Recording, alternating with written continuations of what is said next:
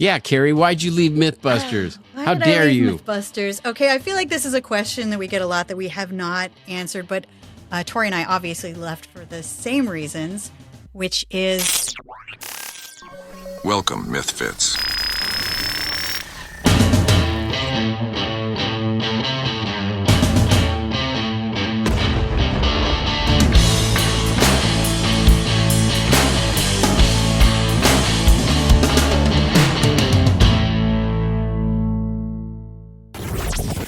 What up, Kari? Oh my gosh, we're doing it. We're finally doing a podcast. Welcome, everybody. This is the Mythfits. Oh my God, I can't believe we're doing this. I mean, so Tory, what have you been up to for the last decade since Mythbusters? I was just tripping on that. Like, it has been over 10 years since we left the show. And then after the show, we did White Rabbit Project and a whole bunch of pilot series. We did Thrill Factor together. Thrill Factor was one of my favorites. That was kind of like a spinoff from, we were working with the guys who were producing Punkin' Chunkin', and they had all this like extra footage of roller coasters. So Kari and I went out and traveled the country, going to different amusement parks and testing the science around the rides. I mean, it was really like the most ridiculous job ever. It was really hard. I mean, every 3 days we were at a new roller coaster park with the biggest, craziest roller coaster you could ride. And then we would ride it like 5 times in a row till your legs were giving out and your head was vibrating. I remember I got off one called Falcon's Fury in Florida where I literally like lost my legs. Like they just stopped working because they dropped us so many times. And I remember the attendant was like, dude, we don't even let teenagers go on 5 times in a row. I'm like, yeah. Why did you let us? They're like, because you're on TV. It was like the only wooden roller coaster. No. This was the one they put us straight up, faced us at the ground, and then dropped us like 100 stories straight face forward. But do you remember the one, I think it was in Wisconsin Dells, where it was a wooden roller coaster, and it was the only wooden roller coaster that had a spiral. So, it was a corkscrew. And we went on it like 4 or 5 times, and the owner of the park was like, oh man, I remember when they built that. I went on it once. It gave me such a bad headache. I never went on it again. And we're like looking at our producers going, why are we like, did we just get brain damage? I mean, it was a great show to watch, but it only made 1 season because so many of the roller coasters that they had profiled, okay, just a couple of the roller coasters they had profiled, people died. So they pulled the show. So Thrill Factor was not our next Mythbusters. White Rabbit Project was not our next Mythbusters. My favorite one that we pitched and got a proof of concept done, but didn't actually get on the air because people are stupid. Do you remember when we filmed a pilot for Frankenstein? Oh yeah, Frankenstein was my favorite. Like that would have been. I mean, who knows? We might still sell it. It was science plus pranks. Are you kidding me? It would have been the best if any network executives are watching this right now. I feel like that show would be a no-brainer nowadays, especially with so much crazy technology that's coming out daily, where you're just like, you're seeing these videos online and you're like, is that real? Is that fake? And I just feel like we could just blow the lid off of like what people's perceptions are when it comes to technology and science and pranking them at the same time. Who knows? Let's stick a pin in that one. That one might actually get made. I mean, other than that, you did the Explosion Show. I did America Declassified and Strangest Trips. I did something called Positive Energy. You did some really cool stuff too. We did like the whole the Explosion Show was kind of like a joke. I remember I was watching Vice TV and I was just like, all the shows on that were like my favorite shows. There was like the pizza show, there was the ice cream show. It was basically just experts in their field, and they would go around the country exploring different pizzerias or different ice cream places. And I was like, what do I know? I know explosions. And so as a joke, I was like, the Explosion Show. That's a no-brainer. Let's see if we can pitch it. So I had met Jeff Tremaine, who was the creator of Jackass and the executive producer. And so I pitched him, and I knew that they were doing a bunch of shows with Vice. And so I went to him, pitched him. They were like, we love it. Let's take it to Discovery and see what they do. Discovery picked it up, and it was like it was one of the most fun jobs. We just traveled around the country blowing stuff up. I mean, it was like a dream come true. And I remember it was a really, really good show. It was missing one thing though. Thank you. Like it was missing one little thing that I think would have made it wildly really, really successful.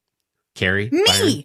It needed me. Like, why was I not with you blowing stuff up? Like, come on. That is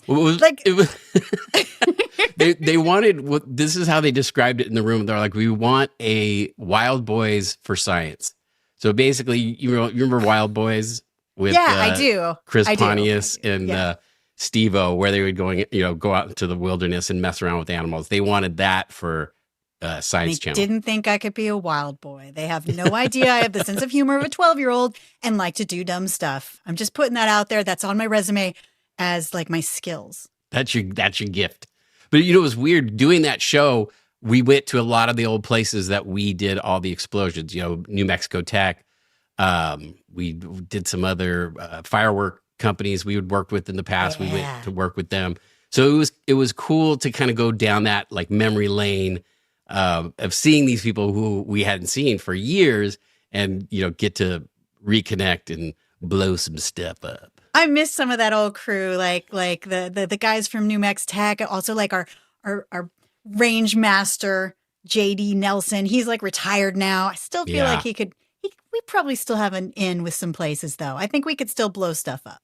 So going back to Thrill Factor, we did an episode where we were in Las Vegas. Do you remember this? And we went up with Aces, something Aces. They were these acrobatic stunt planes.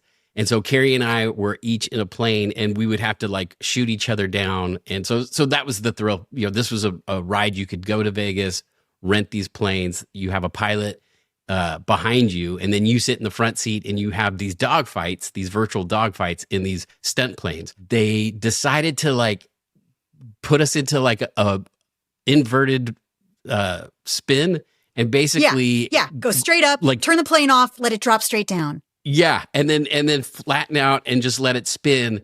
And we got to the bottom of, like, once we landed, Kari and I were both green and we were throwing up, and we still had like a whole day to film. Like, this was the beginning of our day. We had to film the sequence in the planes, and now we are wrecked. And I remember like lunchtime, you and I were just like asleep in a dark room because we were so messed up from getting, motion sickness. They destroyed us. They wanted that was their goal. They wanted us to feel enough G to like pass out, which I did.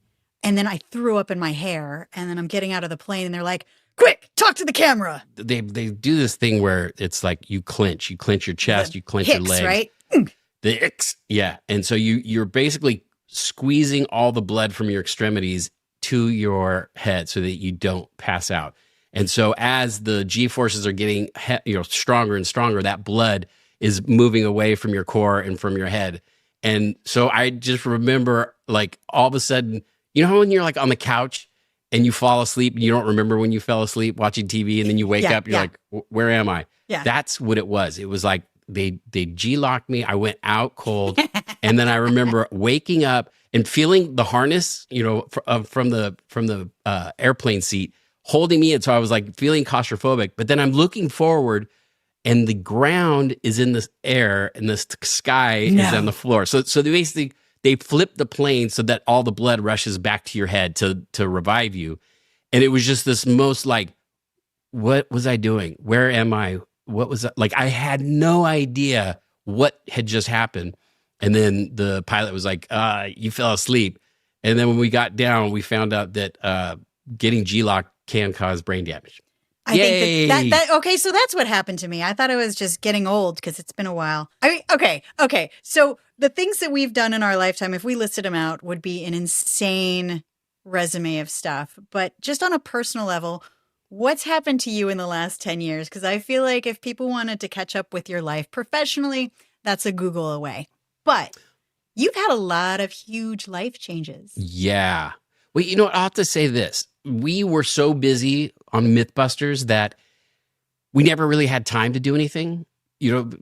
Most TV shows you'll film maybe a few months out of the year, and then the rest of you have time off. Our show, our show was so hands-on because we were building all the things Because we were at the that Wild West of reality and you still did all the work and nobody realized you could hire a team and just have an on-screen. We did everything. exactly. And people always used to give us crap. They say, "Oh, as soon as the cameras turn off, you guys go home." Nah. I'm like, "No, the camera turns off, they go home, and we stay in the shop and we continue to work." Till like the wee hours of the morning, cleaning up, take out the trash was in my contract. Yeah, it was crazy. And so I remember like being let go from the show. It was kind of like, it was bittersweet, right? It was very sad because it was like, we loved what we did. We loved working together. But it was kind of this like freedom. And I remember the first thing I did after that we were off the show, the production company that filmed Mythbusters was based in Australia. And, we made all these really great friends because all the cameramen and women and sound and producers, they would come over from Australia. And so we would spend years with them and we became best friends. They're still some of my best friends that live in Australia. So the first thing I wanted to do was go visit Ben, one of my most favorite cameramen on Mythbusters. And so I called him up. I'm like, I'm coming to Australia. So I went over there for a week, and that was like kind of like a celebration of being on Mythbusters. A little decompression before the what next about you? Stage. Well, when Mythbusters ended, I had a tiny little girl. She was basically a toddler, and I suddenly didn't have a job.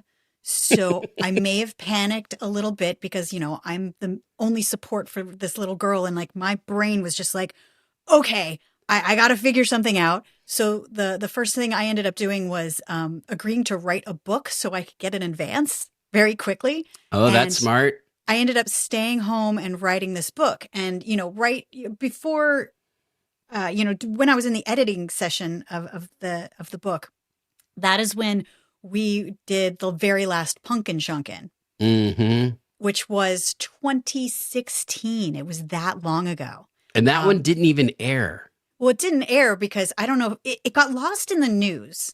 This is a little grim, but it got lost in the news because it was the day before President Trump was elected, right? So there was a huge accident on set and an air cannon exploded.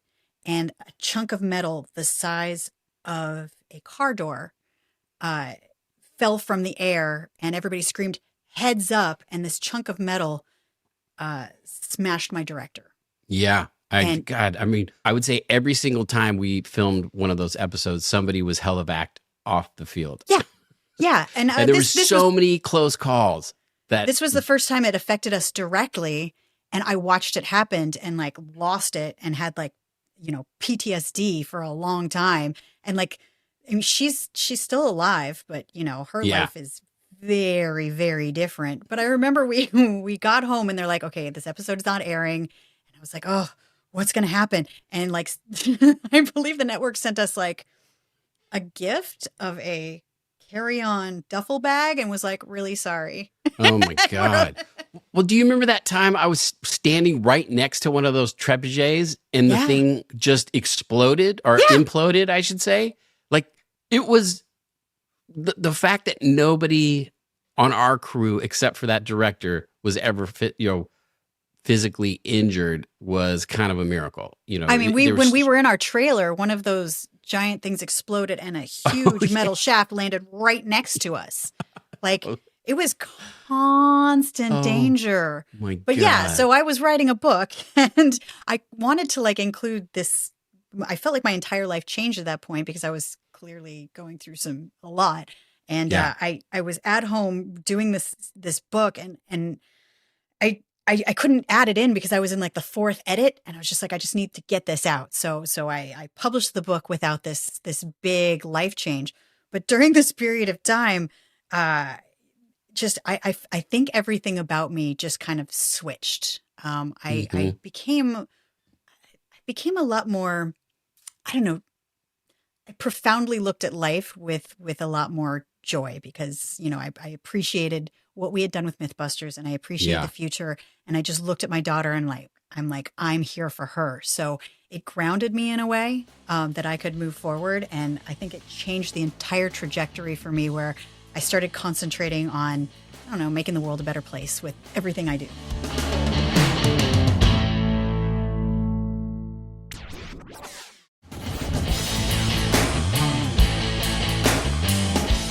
When I went to go visit Ben, we went out to his house. He's got this house out in like, it's on the Gold Coast, and it's like kind of rainforesty.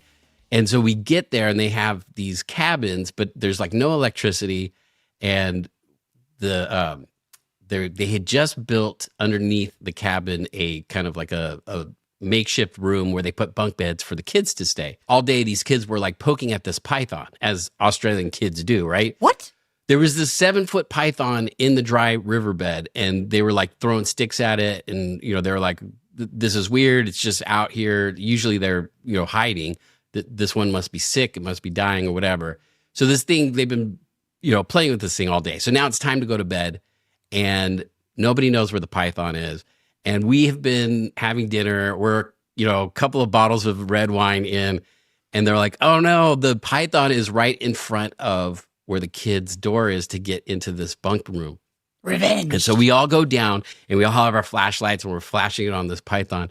And I'm looking at it and I'm like, I've caught snakes in my life. Like ever since I was a kid, I would catch snakes. And I was like, I think I got this. And I'm like, you know, all confident from the wine. So I grab the back of the head. The snake starts wrapping around my arm. It starts coiling around my arm. All these Australians are looking at me like, what is this American doing? What are you doing? And so I pulled, my biggest fear was that the thing was going to like wrap around my arm and start constricting. So I got it off my arm and I like stretched it out so that it couldn't coil up. So I was like, okay, I got it. Wait, did that take a lot? How strong is the muscle? Oh yeah. Oh dude, it was like, I was freaking out because I'm like, You got like adrenaline strength. You're holding a python above your head, stretching it. This is some superhero stuff. I've never heard this story. Are you kidding me right now? So I'm standing there and I'm like, where do you guys want it? And they're all just like, what are you doing? And they're like, take it to the top of the property, I guess, and let it go. So I take it up there, let it go. And so then now, you know, a year goes by and I go back out to visit, and all the Australian fathers that were there with their kids, they're just like, the American, you made us look so bad. They call you the American snake catcher. All those macho Australians, and the American comes and catches the snake. It was, I'm going to call you that from now on too. That's amazing. It was so stupid. I've seen you do this before though. We were at the bomb range and they like grabbed onto a snake and then you were like, oh, I've got a picture of you. I think you're holding it as if it's like, you know, part of your anatomy. Oh, right.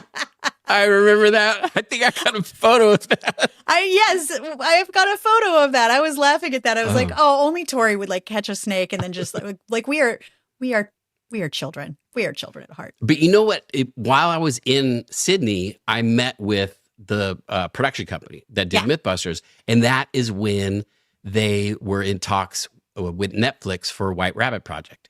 And so they had hosted lunch, and they were like, hey, I know things didn't go so well the way you guys left the show. But I remember they were like, do you think Kari, Grant, and yourself would be interested in working with us again? And then like 6 months later, the Netflix deal started. I know. I was just excited to work with you guys again. That was a fun show. White Rabbit Project was a good show. If you guys haven't seen it, go on Netflix and watch it. I love that show. I liked it. I'm going to be honest here. I didn't love making it for a couple reasons, but the main reason was they had us filming separately, and I missed the camaraderie of just like doing stuff together. And I think that's where we really missed. I think that's where we missed out, is like our chemistry together was so much better. And my favorite scene from the show was one that was just like, it was a throwaway. Like they didn't even want to do it. It was a bad idea. And we insisted on doing this. Like one of our old Mythbusters crew was producing it. And they're like, no, this is what we need to do. And we went to Ann Arbor and we hooked up with this company that makes these electrodes that you attach to your muscles, and then another person attaches to their muscles, and then you can control someone's movements because it activates their muscles. And so Tori and I did a whole scene where he had electrodes all over his face, all over his arms, and I had the controlling electrodes. So like I could control Tori eating his spaghetti and drinking his wine. And so like I am just laughing so hard, trying to like spill pasta all over you, making you spill wine in your face. And like it was the funniest segment. The cameraman had to lock off because he was belly laughing. Like everybody was dying. It was the best, funniest scene. There was no scripting to it. It was just you and me messing around, doing dumb stuff. Like that's what the entire show should have been. Yeah. No, I agree. I totally agree. I loved that. Like the best sequences are, like you said, is when the three of us, or at least two of us, were together doing an experiment together.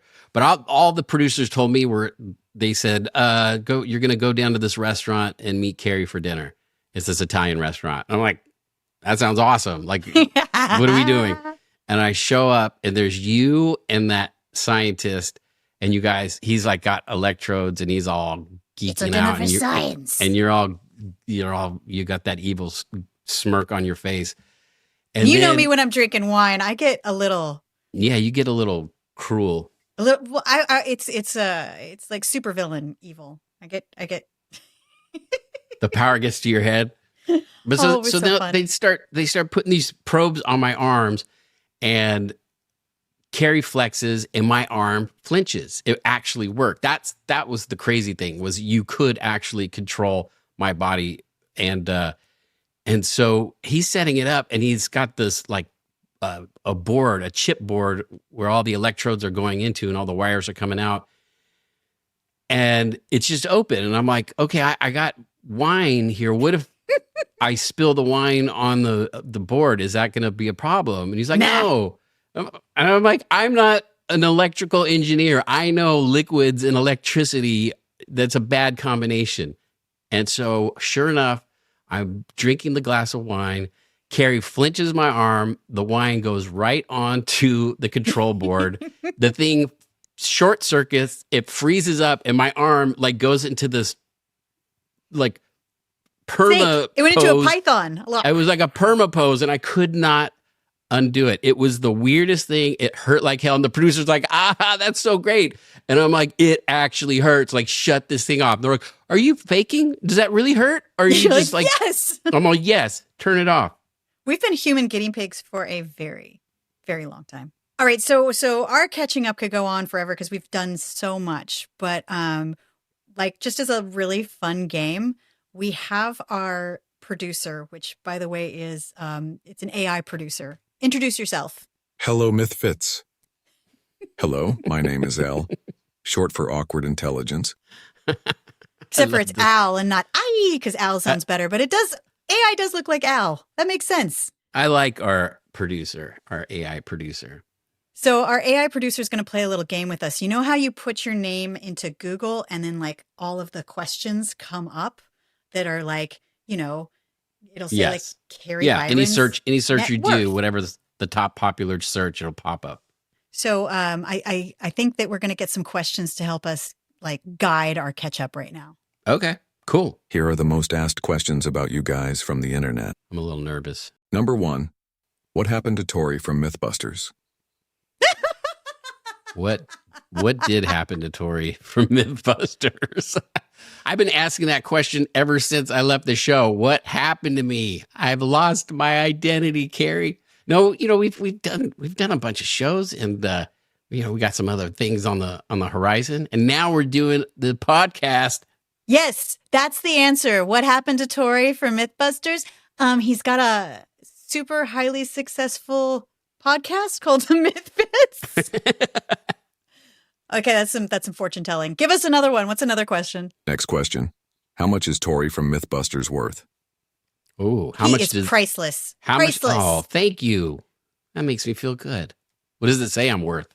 It's never right. It's I know. Never right. I know. Yeah. No, I've looked at this. It's never right. It's never right for any celebrity. And they're always like, it's always the same. It's like a rough ballpark, and it stays the same for like their whole career. It's like, Yeah, even though that's we not didn't how get it works. residuals. So you're probably worth way less now.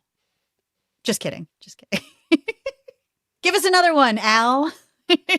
Next question. Did Tory and Kari ever date? We get that question all the time. Oh, It would be my like God. dating your sibling. Like we worked together. Yeah. We've got like great chemistry. I always had a boyfriend all the way through, and I'm like a stand by your man kind of girl. So the answer is no, we never No. dated. And how like that would be like so disastrous. that would have For the show? ruined the show. If we Would have ruined it. dated, that Yeah. would have been that would have been so awkward. I'm glad to just like be your best friend for life. Yeah, let's put that one to rest. No, we never dated. No, we never really dated. like each other. We're bestie friends. But I've never seen him naked. Just putting that out there. Well, half naked.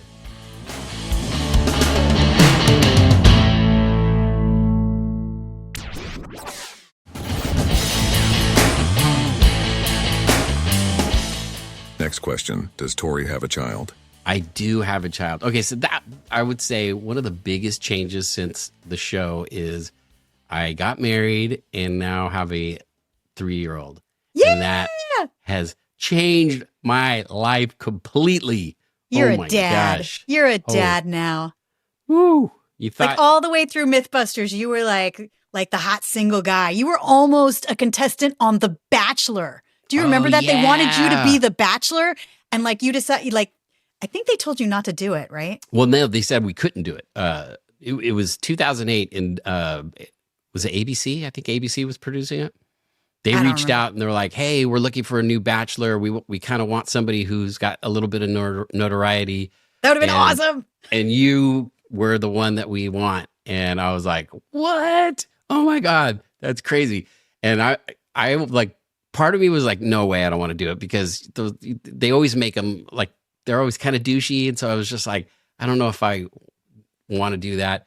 But then all my friends were like, "Forget about you. Think about us Seriously. and all the entertainment you're going to deny us. We want to see this happen."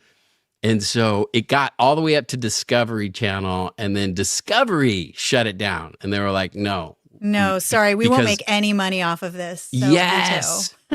Which is so dumb. Like back then, The Bachelor was a way more popular show than Mythbusters. So it would have like introduced a whole new audience, but they were just like, "No, if we can't profit off of this, then what's in it for us?" You know what? It would have been a lifetime of experience for you because I'm friends with the original Bachelorette, Okay. Krista. Yeah, I did a thing with her, and we stayed friends, and I see her constantly. She's still doing stuff with that franchise, like, Yeah. and she's happily married, Mhm. happily married with kids. So it could. I mean, thank goodness it didn't, because your wife and your child are Yeah. amazing. But it would have been a lot of fun for me to watch. I wanted to see that dating mayhem. Oh my gosh, that would have been nuts.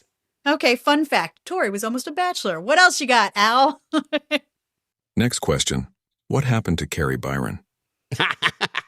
What happened to Kari Byron? Is she all washed up now? No, she's aging like a fine wine, I'm telling you. Yeah. I've had Like fine wine.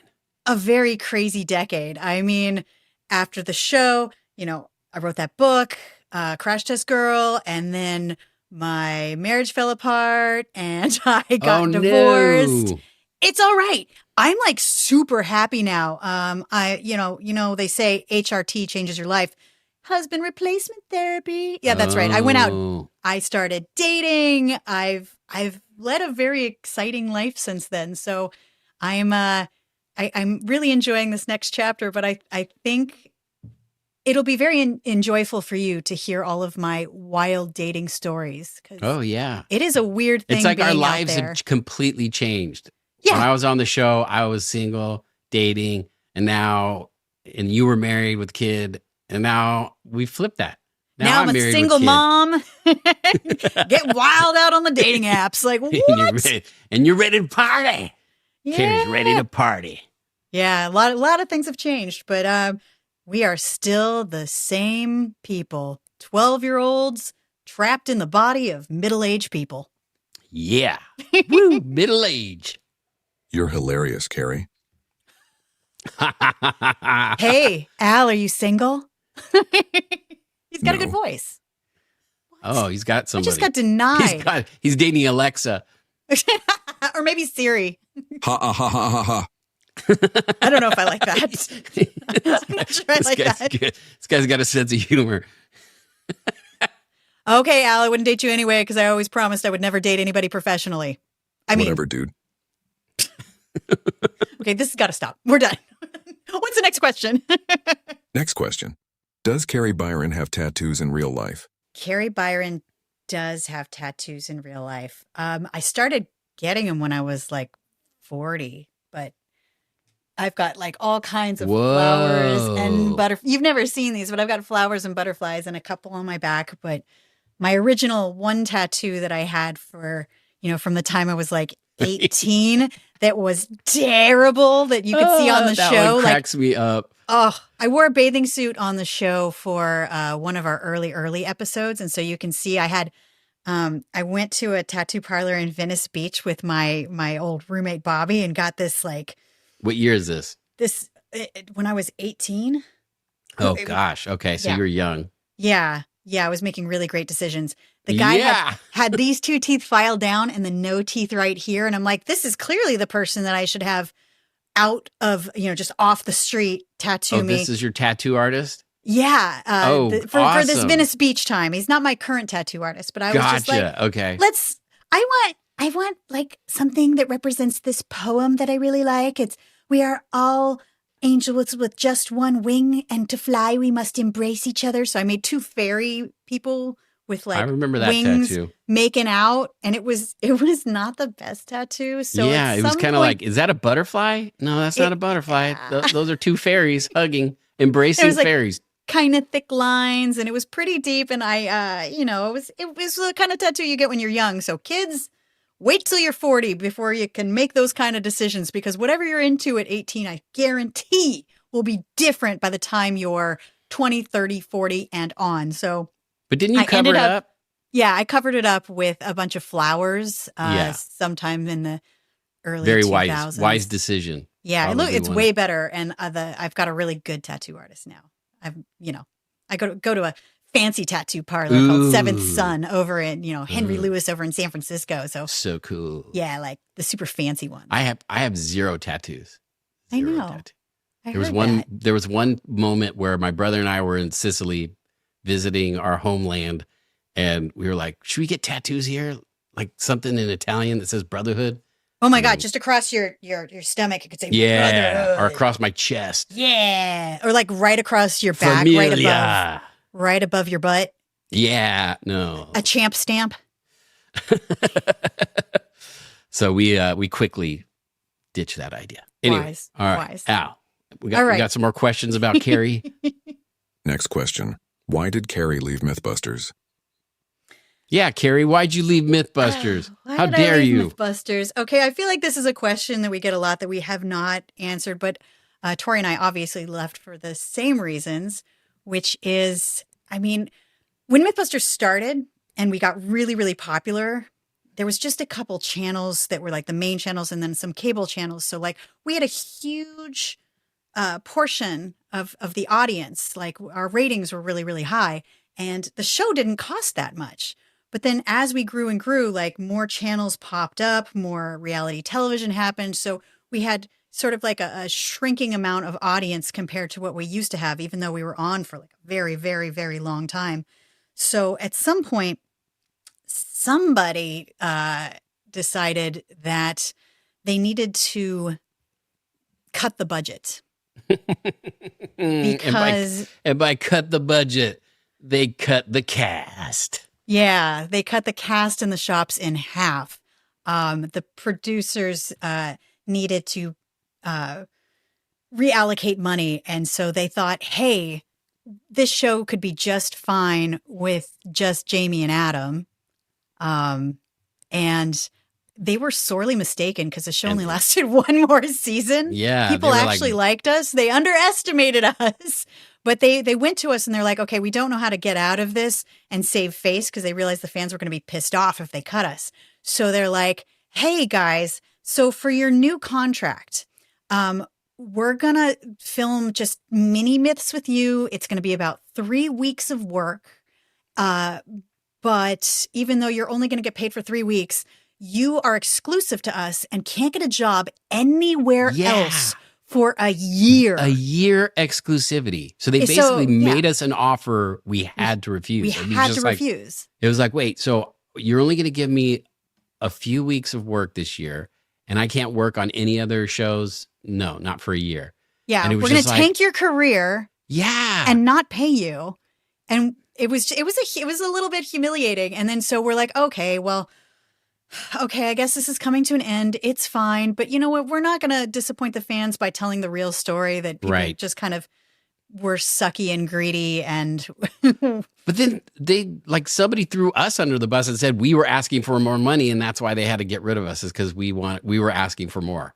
Which wasn't the truth. It was like they threw us under the bus and it was like, oh my God, we never said anything. And now you're coming out and saying something completely opposite of what actually happened. It was a dick move. And I didn't realize it till I read it in Entertainment Weekly. And I'm like, wait, what? Yeah. What? Yeah, I never forgave that producer who said that. You know how it was like, do you know how a show gets really popular and the cast, they ask for more and more money and then you just have to write them off the show. You know, you kill them off because you can't afford them anymore. That's kind of what happened. And we're like, that's not what happened. There was nothing like that at all. Yeah. So Kari and Tory left the show because of terrible decisions by not us. So there you go. That's the real story. That's a little bit of the dirt that I had promised. A little bit right there. Oh, that's not too bad. That's not too bad. But that's what I'm talking about. That's what I'm talking about. Like, you know, we've kind of been reliving all the stuff we did on Mythbusters, kind of recapping. What is the biggest thing you miss about working on Mythbusters? You, Tory Belleci. No, come on, be serious. I do. I actually miss the family aspect of our crew. I loved coming in every day and having this group of people that I adored and we worked with all the time. And I've stayed really good friends with anybody who's kind of still left in the area. I'm on a text chain with like a huge group of them. I just really, really loved the camaraderie. Like behind the scenes was that should have been the show. What happened behind the camera all the was crazy just rap as cool. parties, all the crazy after like huge experiments where something goes right and just the euphoria and you're just like, oh my God, we pulled it off. Yeah. So I'm actually really excited about doing this podcast because now we get to kind of talk about all the old days, but still we get to do what we always did like on set, which was like BS about whatever weird stuff is happening or that's up in our lives or, you know, we're getting back together. Yeah. I'm so excited that we're doing this because now we have a chance to kind of debrief, tell the fans what happened, what actually happened behind the scenes and just to kind of go deeper into some of the myths and go deeper into more than that. You know, we're going to be talking about weird stuff in technology, weird stuff in science. I'm just stoked that you and I will be getting together regularly and just kind of breaking all this stuff down. So welcome everybody. Welcome to the Mythfits. Welcome to the Mythfits. Everybody out there, if you really enjoyed this, this is sort of like not a typical episode that I think that we're going to do because it's kind of a recap. We needed to catch everybody up. So please subscribe and follow and check us out on social media. Ask a lot of questions and DM us because we will include it in the show. Send us all your suggestions. We are open to anything and we're looking forward to seeing where this goes. With that, Mythbits out. Out.